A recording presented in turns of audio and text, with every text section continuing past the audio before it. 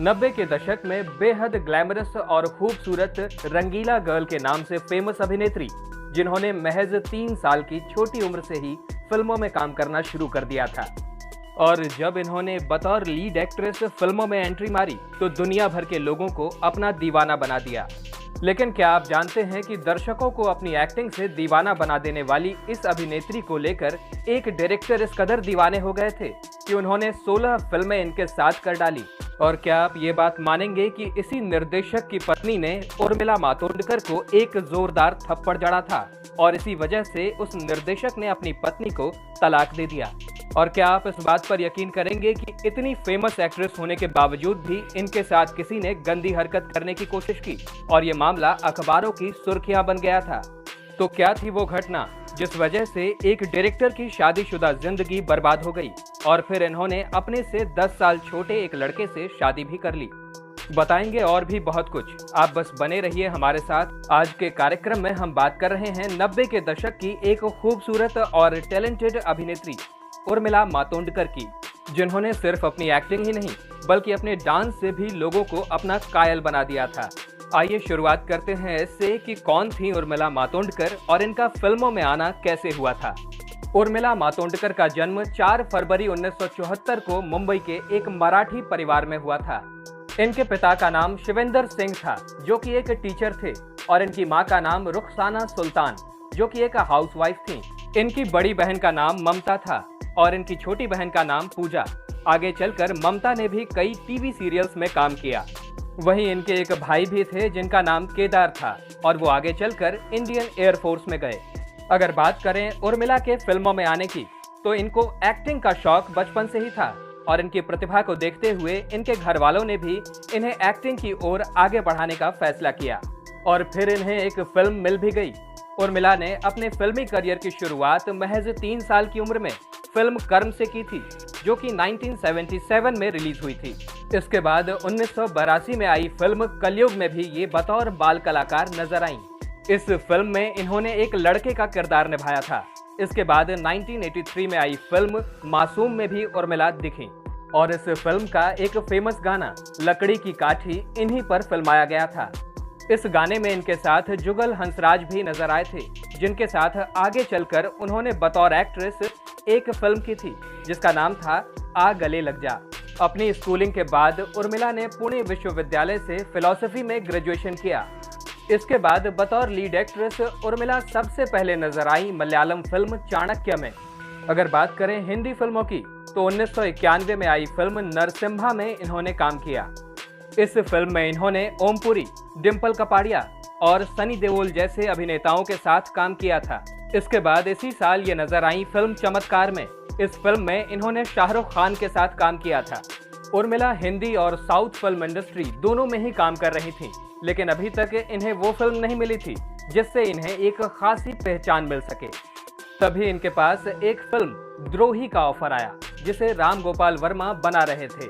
इस फिल्म में पहले माधुरी दीक्षित को लिया जाना था, लेकिन माधुरी दीक्षित ने किन्हीं कारणों से फिल्म करने से मना कर दिया।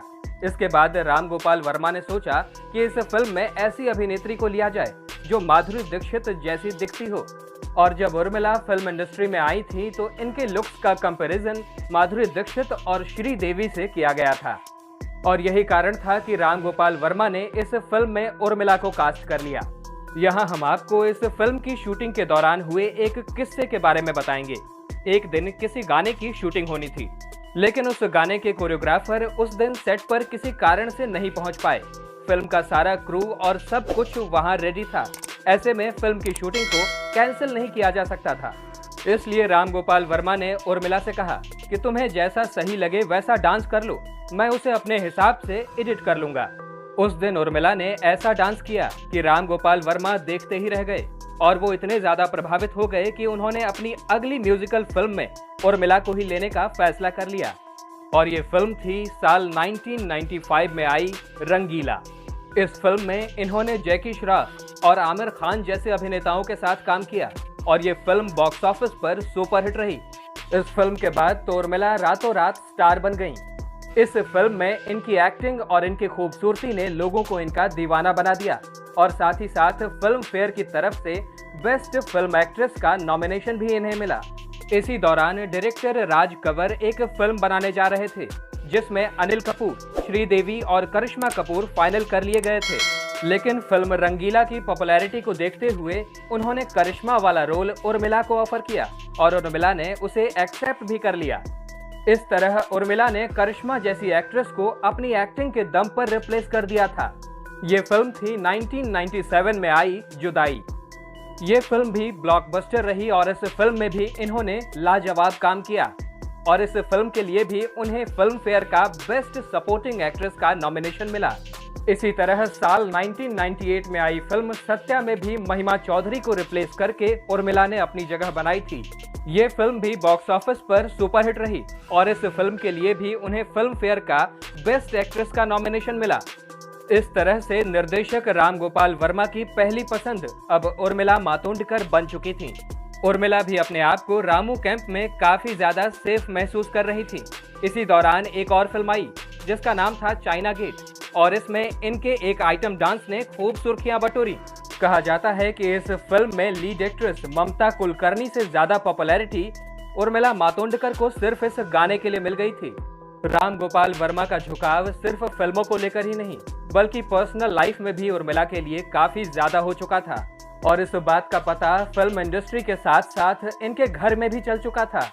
और जब ये बात राम गोपाल वर्मा की पत्नी को पता चली तो उन्होंने उर्मिला से मिलकर इस बारे में बात भी की थी और अगर जानकारों की माने तो बात इतनी ज्यादा बढ़ चुकी थी कि उन्होंने उर्मिला को एक थप्पड़ भी रसीद कर दिया था। और जब इसके बारे में राम गोपाल वर्मा को पता चला तो उन्हें इतना गुस्सा आया कि उन्होंने अपनी पत्नी से डाइवोर्स तक ले लिया। इस खबर ने मीडिया में खूब सुर्खियां बटोरी थीं और खबरों का ये कहना था कि रामू का उनकी वाइफ से डाइवोर्स उर्मिला की वजह से हुआ है। आलम तो ये था कि रामू की फिल्मों के साथ साथ अगर उर्मिला कोई बाहर की फिल्म भी करती तो वो पहले रामू से पूछा करती थी, तभी जाकर वो किसी फिल्म को साइन किया करती थी। इसी दौरान शाहरुख खान की फिल्म दिल तो पागल है से करिश्मा वाले रोल के लिए उर्मिला को ऑफर आया था। इस फिल्म में माधुरी दीक्षित भी थी और इस फिल्म के मेकर्स चाहते थे कि माधुरी के अपोजिट वही एक्ट्रेस हो जो उनके टक्कर की हो। उर्मिला उस वक्त तक माधुरी के टक्कर में आ चुकी थी और उर्मिला के डांस की वजह से भी उन्हें इस फिल्म का ऑफर मिला था। लेकिन अगर जानकारों की माने तो राम गोपाल वर्मा की फिल्म इंडस्ट्री में बहुत कम लोगों से बनती थी और इतनी बड़ी फिल्म को राम गोपाल वर्मा के ही कहने पर उर्मिला ने मना कर दिया था।